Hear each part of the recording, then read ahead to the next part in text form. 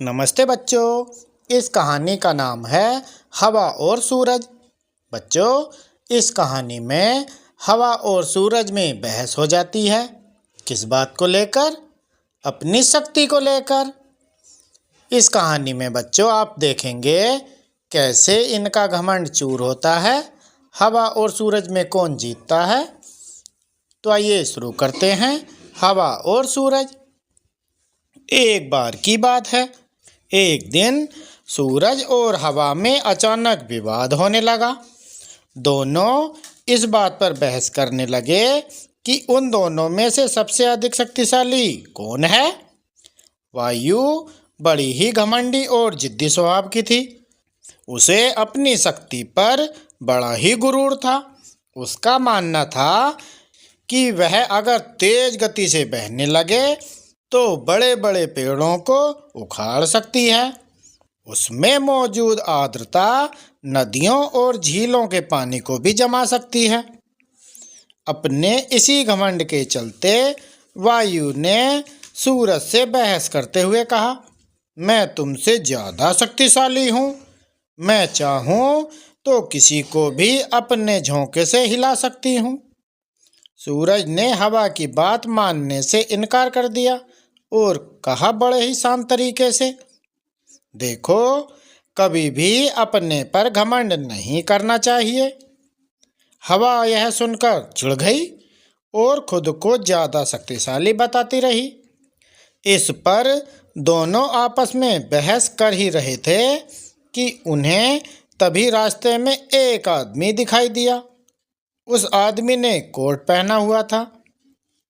उसे देखकर सूरज के मन में एक योजना आई। उसने हवा से कहा, जो भी इस आदमी को उसका कोट उतारने के लिए मजबूर कर देगा उसे ही अधिक शक्तिशाली माना जाएगा। हवा ने बात मान ली और कहा, ठीक है, सबसे पहले मैं कोशिश करूंगी, तब तक तुम बादलों में छिप जाओ। सूरज बादलों के पीछे छिप गया। फिर हवा बहने लगी। वह धीमे धीमे बहने लगी, लेकिन उस आदमी ने अपना कोट नहीं उतारा। फिर वह तेजी से बहने लगी। हवा तेज होने की वजह से उस आदमी को ठंड लगने लगी और उसने अपने कोट से शरीर को अच्छे से लपेट लिया। बहुत देर तक ठंडी और तेज हवा बहती रही, लेकिन उस आदमी ने अपना कोट नहीं उतारा। अंत में हवा थककर शांत हो गई। इसके बाद सूरज की बारी आई।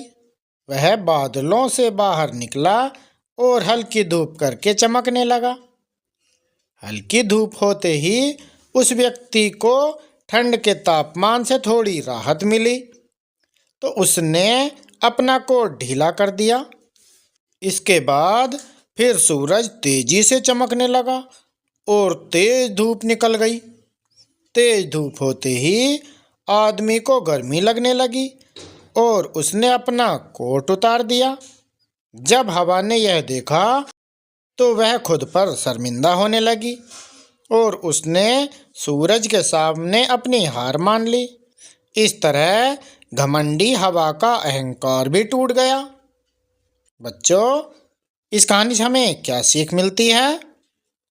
हमें खुद की योग्यता और ताकत पर कभी घमंड नहीं करना चाहिए, क्योंकि घमंड करने वालों की कभी जीत नहीं होती।